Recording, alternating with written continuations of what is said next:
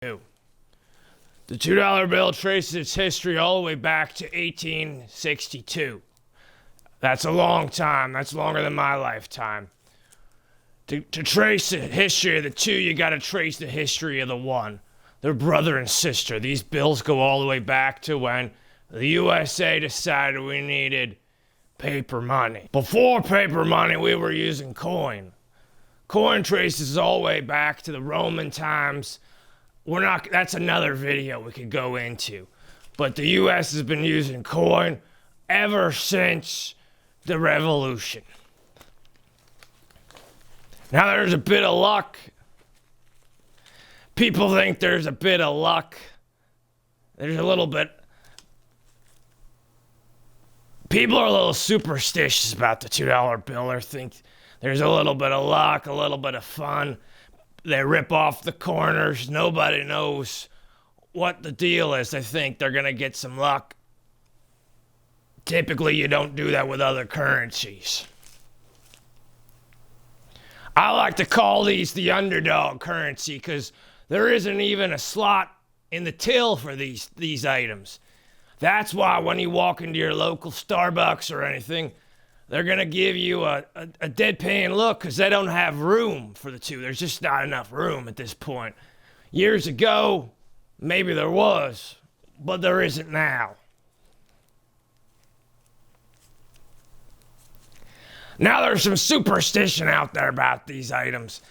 Some people think the Illuminati is floating around in the background here. You can fold the bill, find a weird shoe. They think some of these colonial people here who signed the Declaration are stepping on each other's feet. They think that Thomas Jefferson's angry at someone. I don't know. This was a picture done in the early 1800s by a fellow named John Trumbull. And it's down in Philadelphia when they're signing the Declaration. So it actually taking place a few days before, something in June. You can go in and look up John Trumbull. I'm not going to go into all the different facts. And if you really want to get some $2 bills, you can go into a bank. That's pre-COVID and all, Now it's a big operation. You can find rare ones. The newer ones are marked Federal Reserve. There's old ones that were not part of the Federal Reserve. That's a whole different thing. Money before the 1960s was a U.S. banknote, and it was issued differently from the government. So Federal Reserve's actually a different component. It's more of an independent component.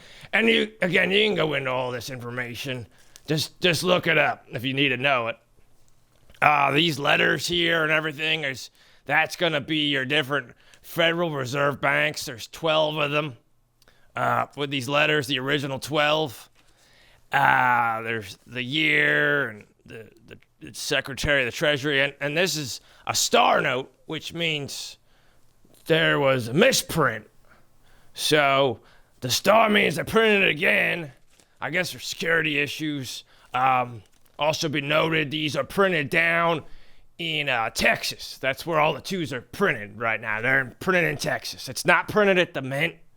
The mint's for coin again. That's where you're going to find your coin. Originally, when these were printed, the distance between a 1 and a 2 was about the distance between a 10 and a 20. There is a bit significant.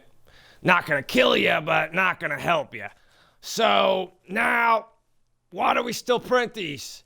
A lot of people collect them because they think they're rare, and they're rare because people are collecting them, right? So it's like a chicken and an egg scenario where people are hoarding these bills everywhere, so you don't see them in currency. And as I said, there's no till. So there are twos that are worth money. Misprints, the star notes. Some people just collect, there's different stamps. I tend to find a lot that just say happy birthday on them. People write, hey, like this one says, happy birthday, Regina. Who's Regina? We don't know, but somewhere between now and 1976, it was her birthday, and I wrote that. So, you want to collect these? That's great. It's a great thing. They're a great gift. They're a great little. You can stick them in a card. You want to find ones that are the rare ones are going to have a beautiful serial number, low 000, or repetitive, say a bunch of ones, one bunch of twos. That would probably be worth a hell of a lot of money. It says 2222222. Yeah, you're going to like that one. So you can find these for sale on eBay. If you're looking for a specific denomination, you can track them down from the Federal Reserve. They're floating around out there. You might find them at a bank. Some of them are a bit misprinted where the top's off center from the bottom. Sometimes that plays into the overall value of these. There are lists out there that tell you specifically what your bill's gonna be worth. I mean, they're like snowflakes. Every bill is different. The quality, the year, number, Federal Reserve location. But this applies to all currency out there. So if you're a currency collector, you're gonna know what you're talking about. If you're just getting into it, or you're just trying to figure out, hey, is my two worth anything? Worst case is it's worth $2, and at that point, it's always going to be a good gift. Somebody out there doesn't know what it is, because I believe there's about 1 billion of these floating around, which it's minuscule compared to the billions and billions of dollars you're going to see in the other currencies out there. So, and if you see one that's red or from the 50s or earlier, definitely it's going to have a little bit of value there. That's an old bill. The back of the bill used to be Monticello, Jefferson's home.